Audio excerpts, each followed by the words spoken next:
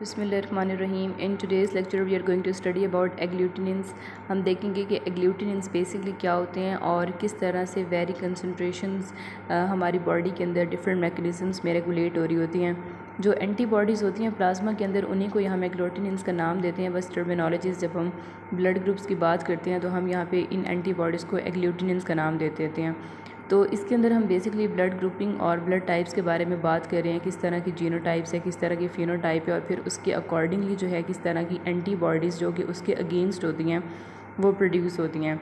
तो एक major concept जो इसमें इंपॉर्टेंट है वो ये है कि अगर हमारे पास आरबीसी की सेल मेम्ब्रेन के ऊपर जो है एक एंटीजन है, ए एंटीजन, इसका मतलब है कि उसके अंदर जो ब्लड ग्रुप होगा वो ए ब्लड ग्रुप होगा।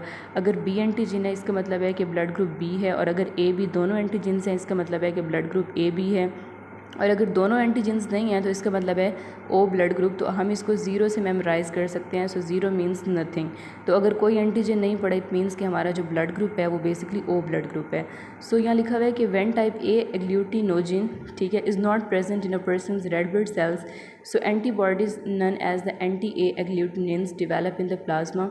होगा ये कि अगर ब्लड ग्रुप हमारे पास ए ब्लड ग्रुप है तो उसके अंदर जो प्रोडक्शन ऑफ एंटीबॉडीज़ होगी ना वो एंटी बी एंटीबॉडीज़ होगी, और अगर ब्लड ग्रुप बी है तो प्रोडक्शन होगी एंटी ए एंटीबॉडीज़ की, यानी कि बिल्कुल उलट इनका कॉन्सेप्ट होता है। ठीक है। So also when type B agglutinogen is not present in the red blood cells, antibodies known as the anti B agglutinins develop in the plasma. होगा ये कि टाइप ओ ब्लड टाइप के अंदर अगर हम बात करें ऑल द कंटेनिंग नो, अब इसके अंदर जो है वो ना एंटीजन ए है ना एंटीजन बी है, इसीलिए इसके अंदर जो एंटीबॉडीज़ होती हैं वो दोनों होती हैं, एंटी ए और एंटी बी एंटीबॉडीज़। यानी कि अगर दोनों एंटीजन्स नहीं पड़े तो इट मीन्स कि वहाँ पे जो एंटीबॉडीज़ हैं वो दोनों प्रेजेंट होंगी। सो ये एक बेसिक कॉन्सेप्ट है।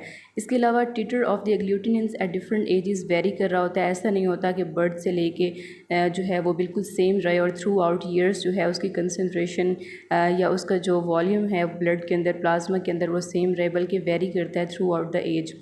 Immediately after the birth, the quantity of the antibodies in the plasma is almost zero।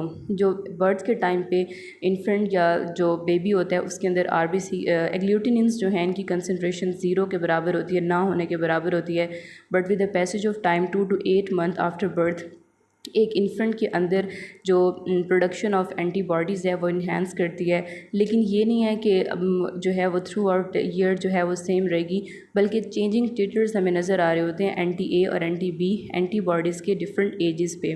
जो मैक्सिमम टिटर अचीव होता है एंटीबॉडीज़ का वो होता है 8 to 10 ईयर्स ऑफ एज, यानी कि ये एक ऐसा ड्यूरेशन होगा जिसके अंदर, क्योंकि जो ग्रोथ फिनोमिना होता है या जो डेवलपमेंट ऑफ चाइल्ड होती है ज़ाहिर है वो इस इन अर्ली एजेस में ज़्यादा हो रही होती है। तो इस तरह से 8 और जो 10 ईयर्स का ड्यूरेशन होता है यहाँ पे जो एग्लूटिनिन्स हैं या एंटीबॉडीज़ हैं इनकी प्रोडक्शन बहुत ज़्यादा हो रही होती है, and this gradually declines through out the remaining years of life. तो एजिंग एक कॉन्सेप्ट है जिसमें क्या हम एजिंग की जब बात करते हैं तो हमें पता है कि हमारे बहुत सारे जो हार्मोनल इम्बैलेंस हैं वो इसी एजिंग के थ्रू इसी से रिलेट करते हैं। इसके अलावा बहुत सारे मैकेनिज़म्स जो हैं वो एजिंग के जैसे जैसे एजिंग हो रही होती है तो उसके रेलिवेंट उनका हमारे बॉडी के जो मैकेनिज़म्स हैं वो वेरी कर रहे होते हैं। तो जो एग्लूटिनिन्स हैं ना इनका titre with the passage of time या एजिंग के वक्त इनका कम हो जाता है। तो इससे हमें ये बात समझ आती है कि एग्लूटिनिन्स जो हैं इनकी कंसनट्रेशन थ्रू आउट ईयर्स जो है वो कभी भी सेम नहीं रहती बल्कि वेरी करती है। Then we have to study about the origin of the agglutinins in the plasma, कि जो एग्लूटिनिन्स प्रोडक्शन है बेसिकली प्लाज्मा के अंदर वो आते कहाँ से हैं, क्योंकि ऐसा तो नहीं है ना कि वो किसी अपने ओरिजिन के बगैर ही डायरेक्ट प्लाज्मा में आ गए हैं, बल्कि स्पेसिफिक रीजन्स होते हैं जहाँ से एग्लूटिनिन्स की प्रोडक्शन होती है। जो इंपॉर्टेंट ओरिजिन के पॉइंट्स हैं वो बेसिकली बोन मैरो है और लिम्फ ग्लैंड सेल्स। ये वो इंपॉर्टेंट स्ट्रक्चर्स हैं जो कि प्रोडक्शन ऑफ ब्लड सेल्स या फिर एंटीबॉडीज़ में इंपॉर्टेंट रोल प्ले करते हैं। हमें पता है कि जो एंटीबॉडीज़ होती हैं वो प्लाज्मा सेल्स के थ्रू बनती हैं। तो प्लाज्मा सेल्स जो हैं वो बी लिम्फोसाइट से बनते हैं, और B lymphocytes white blood cells की कैटेगरी, और ब्लड सेल्स भी जो है वो बोन मैरो में बनते हैं। तो हम इस तरह से चीज़ों को रिलेट करके आसानी से मेमोराइज़ कर सकते हैं। तो इससे हमें समझ आती है कि अगर जो वाइट ब्लड सेल्स हैं अगर वो बोन मैरो में बन रहे हैं तो उन्होंने बी लिम्फोसाइट्स वो भी वहीं पे बन रहे हैं, फिर उसके थ्रू प्लाज्मा सेल्स बने और प्लाज्मा सेल्स ने अल्टीमेटली एंटीबॉडीज़ बनानी है। सो इससे हमें ये चीज़ समझ आ रही है कि जो एंटीबॉडीज़ हैं इनकी बेसिक प्रोडक्शन जो है वो कहाँ पे होती है, बोन मैरो के अंदर या लिम्फ ग्लैंड सेल्स के अंदर।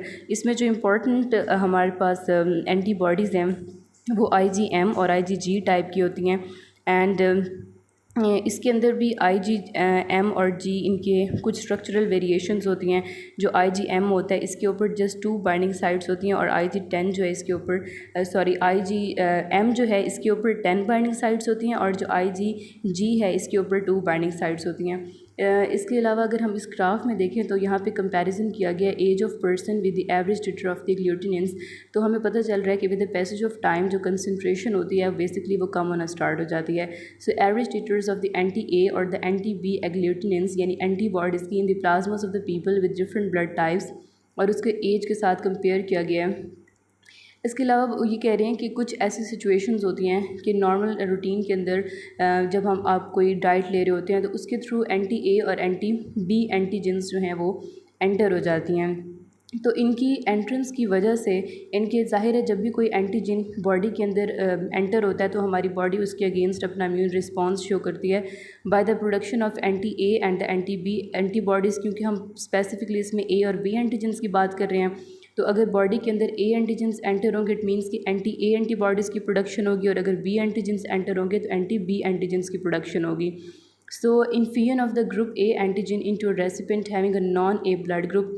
ज़ाहिर है अगर आप एक ऐसा ब्लड ट्रांसफ्यूजन दे रहे हैं जिसके अंदर एक जो डोनर है उसका ब्लड ग्रुप A है लेकिन रेसिपेंट का ब्लड ग्रुप B है, लेट्स सपोज कि वो नॉन-A ब्लड टाइप है, तो उसके अंदर चांसेस एग्लूटिनेशन के ज़्यादा होंगे, हीमोलिटिक रिएक्शन ज़्यादा होंगे, RBC रप्चर होने की जो है वो लेवल ज़्यादा होगा, जिसकी वजह से हीमोग्लोबिन जो है वो रेड ब्लड सेल्स से बाहर आ जाएगा और प्लाज्मा के अंदर फ्री हीमोग्लोबिन की फॉर्म में सर्कुलेट करेगा। और इस प्रोसेस को हम क्या कहते हैं, हीमोलाइसिस कहते हैं, जिसको हमने agglutination process in transfusion reactions में भी स्टडी करेंगे। So that was all about the agglutinins relating mainly to the plasma, और किस तरह से जो है वो A और B एंटीजेंस के रेलिवेंट एंटी-A और एंटी-B एंटीबॉडीज़ की प्रोडक्शन हो रही होती है।